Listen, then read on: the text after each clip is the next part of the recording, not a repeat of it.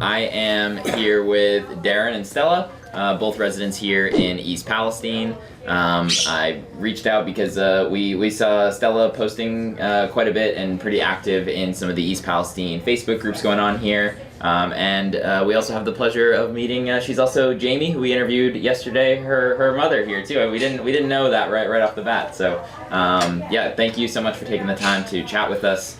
Yesterday we briefly talked on the phone, and you were expressing a lot of concern with what's going on here, including, unfortunately, kids out playing in some of these areas that, they don't know about the contamination in the water. They're not thinking necessarily about it. Do you want to talk a little bit about some of that stuff? Well, I just don't understand why there's no warning signs, there's no postings, there's no tapes. There's videos all over Facebook of people that are throwing things in the water and watching the chemicals rise and stuff. When kids see that, it's their nature to want to do that. These kids are walking back and forth to school every day, and we're being told over and over again that our drinking water is safe. Well, when you say that, why don't you say, but the creeks and streams are all toxic. Please don't play in them. Please don't allow your kids to play in them. The same way with the soil. We have not had a single soil sample come back for any soil in town. The EPA says, and the railroad said they're hauling out toxic soil by the ton.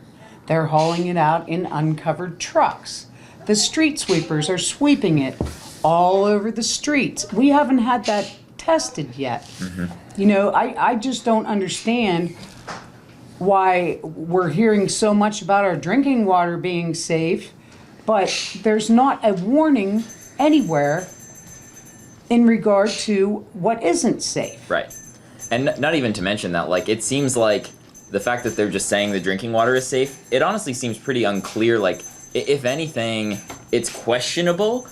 People are getting rashes and whatnot. Yeah, questionable at best, right? Yes. If people are getting rashes when they're showering in the water, where are the rashes coming from? You know what I mean? If you're getting a rash from the water when you're taking a shower, potentially, what is that doing to your insides? And what are they testing the water for? They're testing it for bacteria. We're not talking about bacteria here. This is chemicals. There's a big difference. They haven't even told us exactly what all the chemicals are, so how are they testing for it? Right.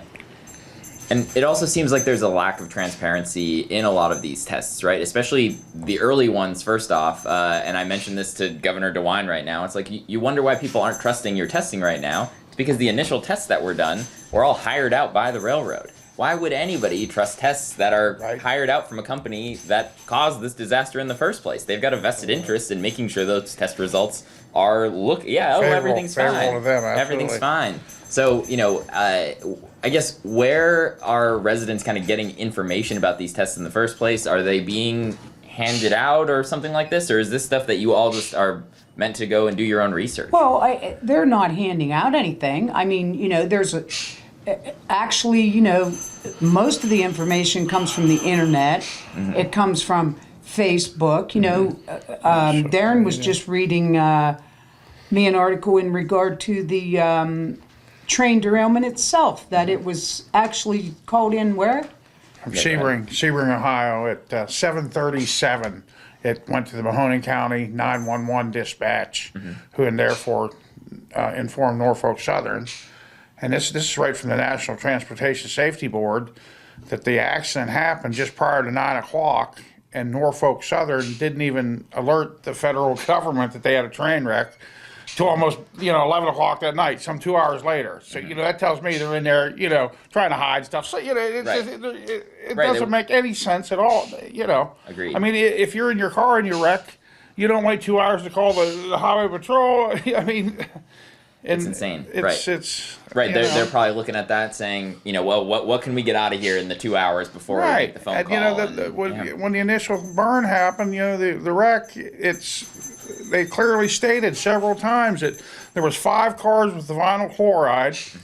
They thought 3 of them was completely intact, and they estimated that 2 of them was half full.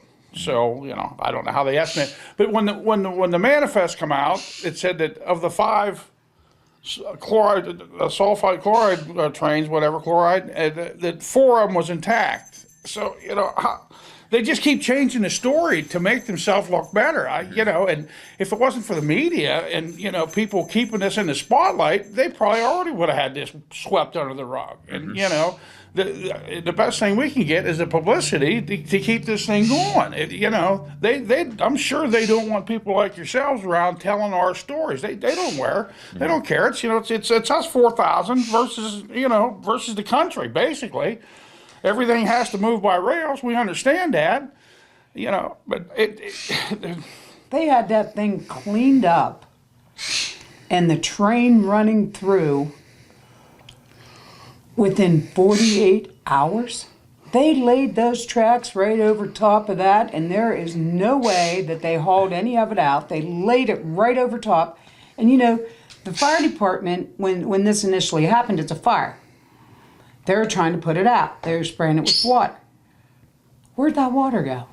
It's right in the ground, in the soil, and they laid those railroad tracks over it. People, and the thing is, they weren't allowed to run the train through an evacuated area. So as soon as them train tracks were done, the evacuations lifted. People that came home the night we didn't come home till the next morning, but there were people that came home that night.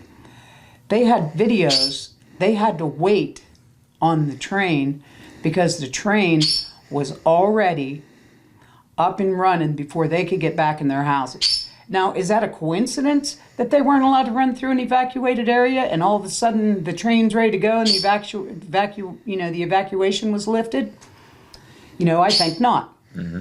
I've heard a lot of people talk specifically about that too, right? The railroad company can't drive the trains through when the area is evacuated, and if the rail company wants to make its money, which if you can't tell by now during all this, that's all they really give a damn about. So they had to lift the evacuation orders before they get the trains in. So there's definitely a lot of pressure probably being put to lift the orders so that the trains can start rolling through town, which is definitely putting residents at harm who are moving in just days after the controlled release. Nothing about that looked controlled to me. Right. But that's like the uncertainty.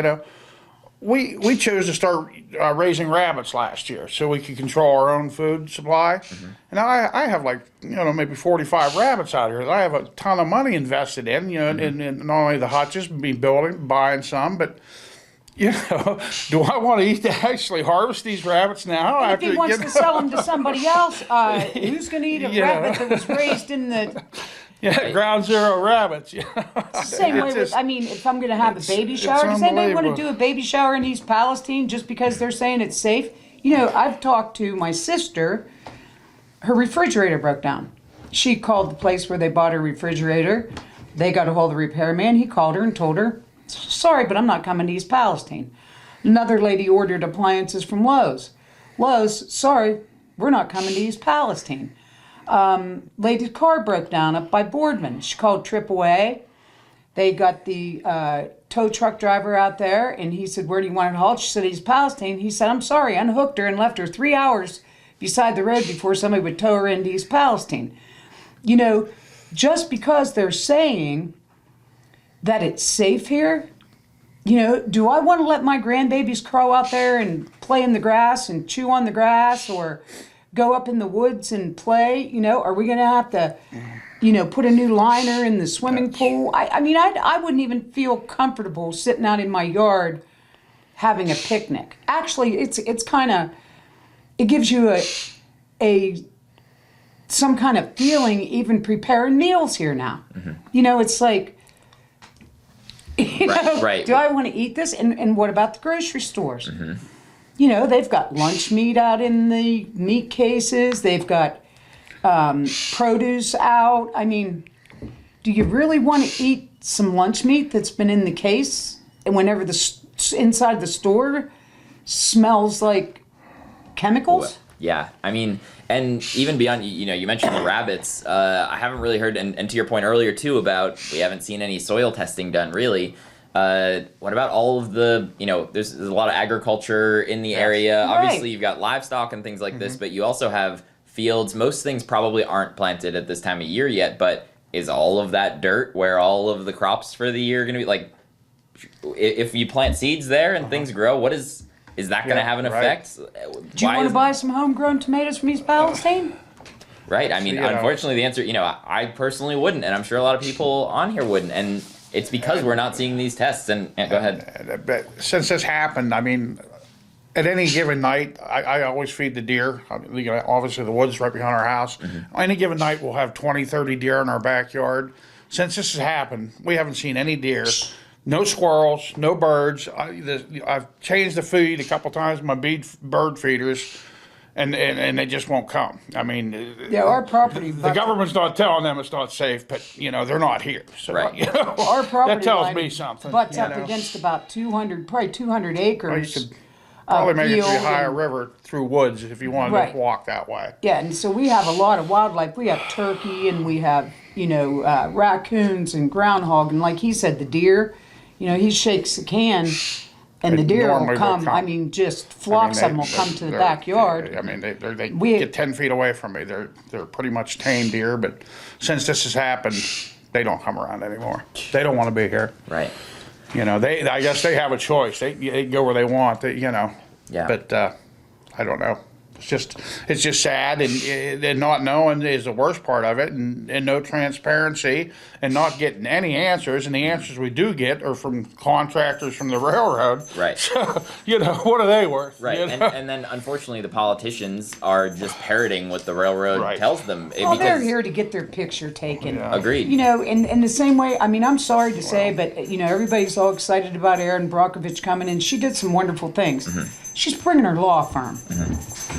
That's what she's doing. She's not going to sample the soil. She's bringing her law firm, and at the end of the night, they're going to pass out contracts. Donald Trump's coming. Okay, this is Trump country, but he's coming to get his picture taken. People, that's why he's coming. That's why all the state representatives are here. That's why the head of the EPA is here. He's not going to go out there and grab some soil and take it and have it tested. He's here to get his picture taken. Yep. It's popular right now. Let's get out there and get our picture taken. I'm sure Biden's going to show up here any day now. Maybe, I don't know. I won't hold my breath on that one at this point. point. I'm just saying, while Trump's here, so he's going to have to show his face. It's like it's terrible. All these people, all these organizations, and Darren said, well, Stella, he goes, did you see where they said it takes 4 weeks for a soil sample to come back? Listen, this is the United States of America.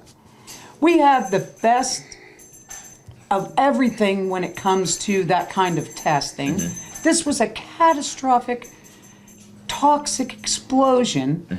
Don't tell me that they're going to wait 4 weeks on the soil to come back in. If it's going to wait 4 weeks, maybe they should have waited 4 weeks to lift the evacuation. Right. Right. If they don't have the answers to these questions, they should either say, like, go back at your own risk, we don't know that it's safe, or say it's not safe, don't go back in. Don't tell people it's safe when you're not seeing these results. There again, if it's an evacuated area, the railroad can't run through it.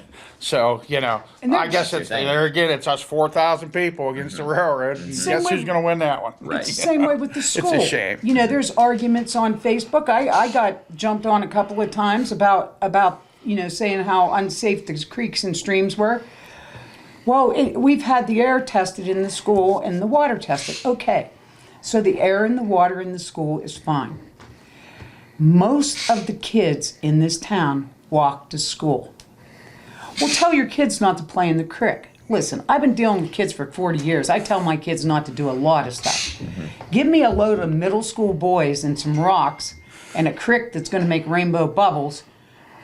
And do you think that their parents telling them not to play in it? We haven't had the soil tested. There is street sweeper dirt all over. There's, soil all over. These kids are walking through this. It's not about the school being safe or the water, the air in there or the water. Everybody's walking around downtown collecting their water and stuff. and there's all those bubbles coming up out of those streams and the mist blowing off and the dirt flying by. I'm like, am I the only one that sees this? Yeah, and we saw that yesterday. I mean, right, like a block off of the main street through downtown, you've got those water filter aerator And they're contraptions, spraying, right? and they're spraying it all over the place. And you can smell. I mean, again, you don't want to smell it, but you can smell the weird, sweet chemical smell. I don't know how to describe it. It's a weird smell. I've never smelled anything like it before.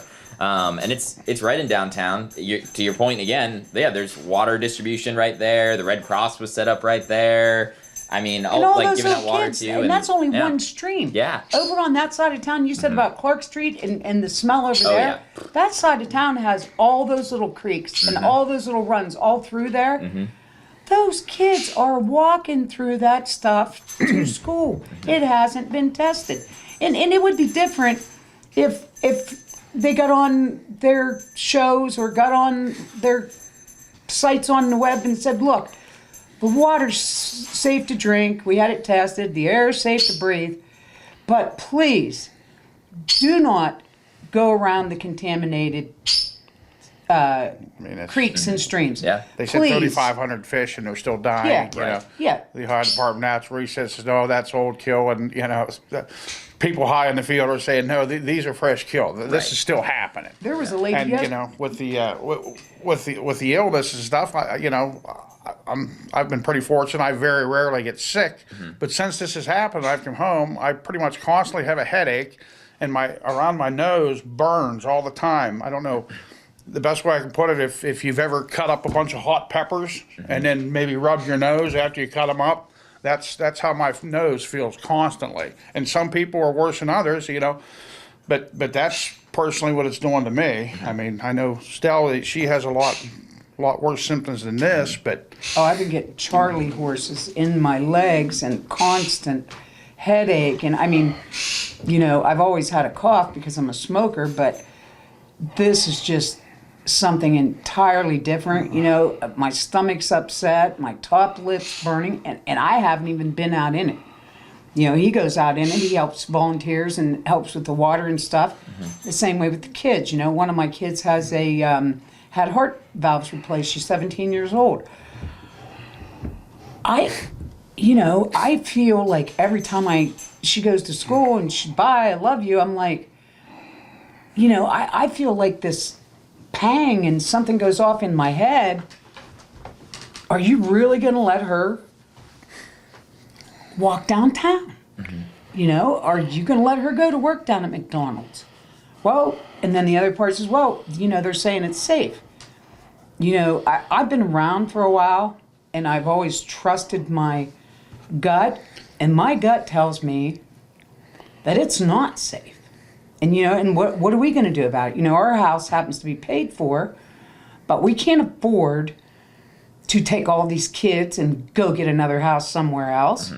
We can't sell it. What's it worth? Yeah, I mean, we can't sell it. No, it's a standing joke. Who would buy it? We're within a mile of that explosion, and it's not just right now, and it's not going to be after this dies down.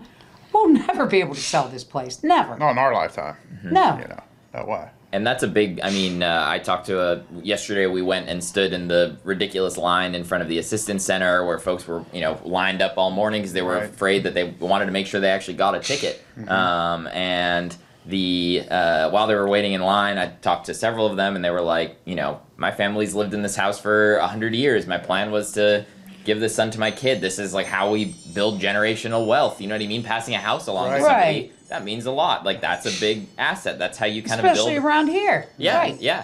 And essentially Norfolk Southern has taken that away from people who live in this town, basically. And that's not to mention the businesses. Not to mention the businesses at all either. And, I would, there's no way any of y'all, I hope I'm wrong about this, but, I don't see it happening where Norfolk Southern's going to be like, oh, we'll cover the difference in your property costs. We'll buy up the houses or something. It's like people have rentals. If they have 8 or 10 rentals, who do you think they're going to be able to rent them to? Right. And then who are they going to be able to sell them to? And so they're going to just be stuck paying taxes on something that's basically worthless. Yeah.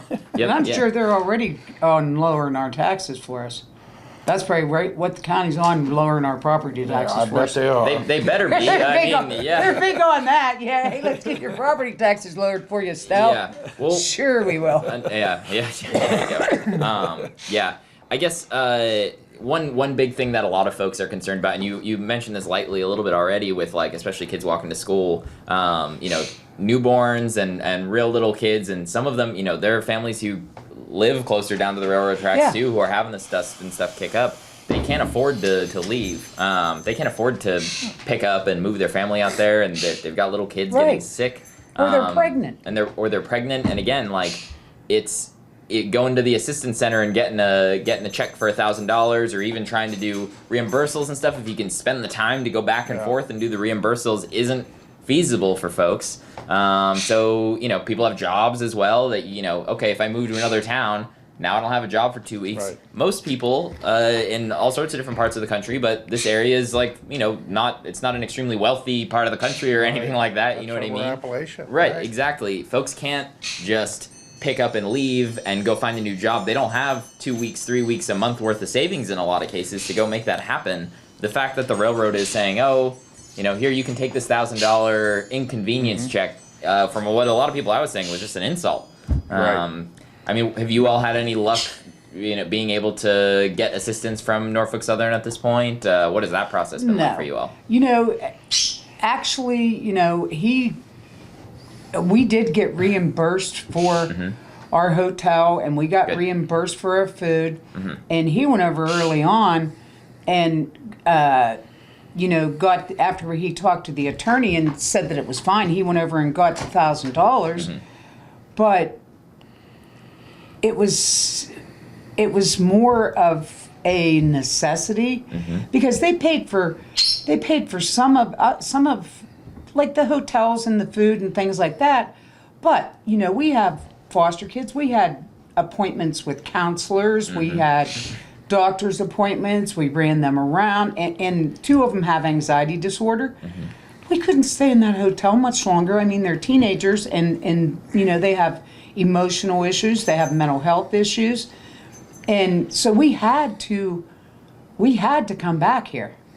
That was just it. And I wonder about the people, and believe me, there are a few in town. What about the people that don't have social media, that can't read? Yeah. Jamie filmed a guy who couldn't read. Somebody was trying to help him over at the assistance center, and they threw him out. And actually they told Jamie she wasn't allowed to record.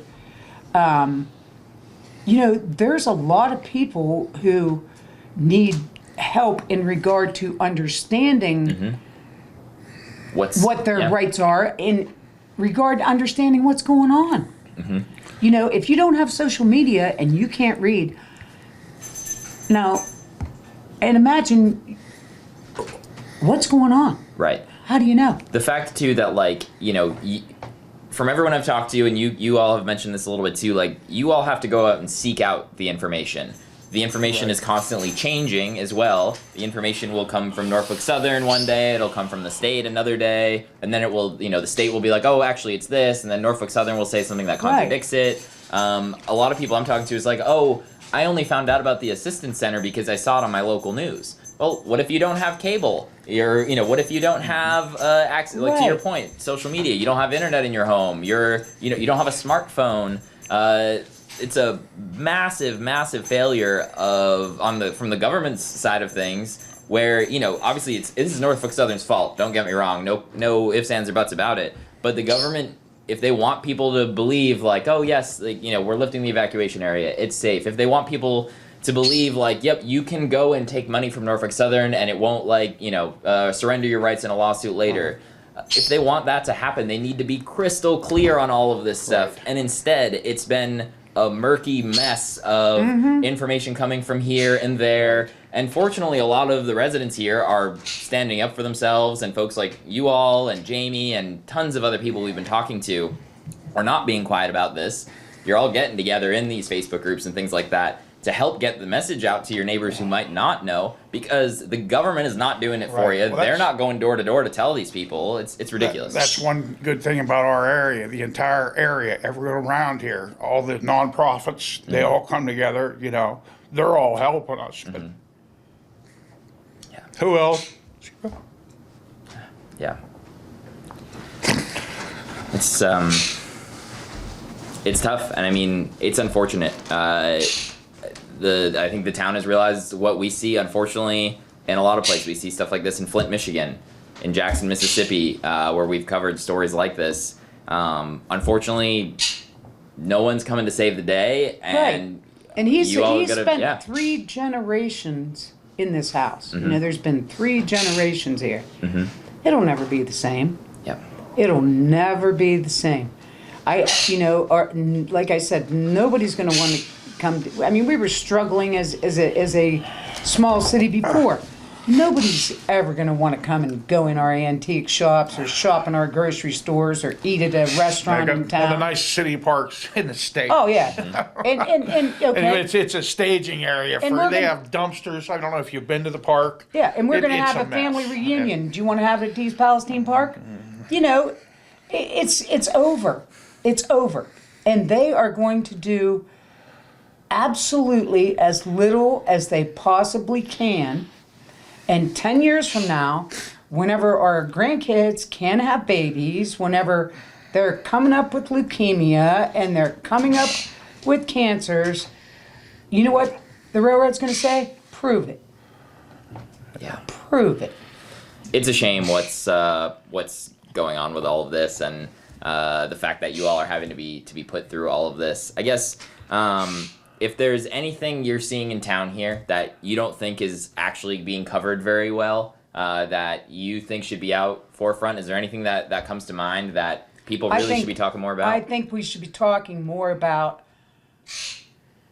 not what is safe, like the air and the water, but what isn't. We should be posting along these creeks, and we should have something around. You got sprayed with one of those machines yesterday, you know? We should have something, a barrier around that or a tape around it. Stay away. Caution. You know, somebody should be watching out for those kids walking to school. They, you know, people, I put that on Facebook. Well, that's a parent's responsibility. Well, I got some news for you. I've been doing foster care for 40 years. Some parents aren't responsible. That doesn't mean their kids ought to be allowed to play in toxic waste. You know, toxic chemicals. Put up some signs, you know. Tell us what is dangerous. You know, we already know we can breathe the air. That's not the issue. From the very beginning, they told us this stuff was heavier than air. You know, people were complaining, I haven't got my air test yet. Well, so what? We're not getting one because you know why? There's been hundreds of people that have gotten them. There hasn't been one bad one yet, so I'm not looking for mine to be bad either. Right. You know, that air test isn't your issue, people. It's Yeah. what they're not testing for that's the issue. Right. But I think really they should emphasize a little more and maybe, you know, put up some cautionary signs. I know it doesn't look good, you know, to put up Admitting fault. toxic Yeah. chemicals, You know, stay that's away, just a- but, yeah, and that's the problem. It's It better doesn't than letting, look good. Right. Yeah, it's better than letting, again, to your point, kids go play in that. I and- know several years ago there was a pretty bad chemical spill in Salem, Ohio, not far from here. It was Myrex, and it was in all the creeks. And every creek that was involved, they had big red signs. Do not wade, fish, eat, you know, anything out of these creeks. And, you know, I mean, it's obvious they can't put a barrier around, keep everybody out, Right. but there ought to at least be some kind of, you know, skull and crossbones or Right. something. Or announce it in one of your press conferences. Right. Stay You know, away they have from how the many water. press conferences? We've had all the local governments, all the state governments, the head of the EPA. Right. I never once heard him say, hey, you know, folks, stay away from those creeks until they're cleaned out, or, you know, there's chemicals in there, stay And away. you know, Not and once. I keep asking the question, okay, this happened to us. Not by our fault, but by the railroad's fault. Now, they say they're taking millions of gallons of water and 40,000 cubic yards of dirt. We ask, where is this going? Well, nobody knows. He You asked know, one of the truck CEO, drivers. The CEO from the railroad said the other day, he has no idea where this is going. You know, I asked the truck driver, well, what do? Just drive around, put evaporators, and you back and get another load? He said, well, I can assure you that it's being properly disposed of. I said, well, if it's being properly disposed of, why can't you tell us where it's going? I mean, they're dumping it on some other community such as ours. And how do you dispose of water? Right. Yeah. Millions of You can gallons. incinerate the soil, which I'm relatively sure they're not, but you could feasibly do that. How do you dispose of water? Yeah. You either dump it on the ground or you dump it in another body of water. That's all you can do with it. Yeah. It's certainly insane what's going on, and the way that it's all being handled from all levels. Yeah. Norfolk Southern, state government, federal government. It's a tough situation. But unfortunately, we can sit here and talk for 3 days what they're doing wrong, but we can't talk for 5 minutes what they're doing right.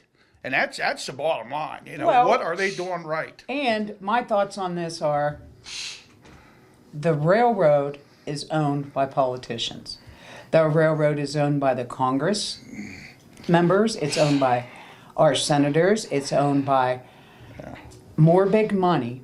Okay? That's who owns the railroad.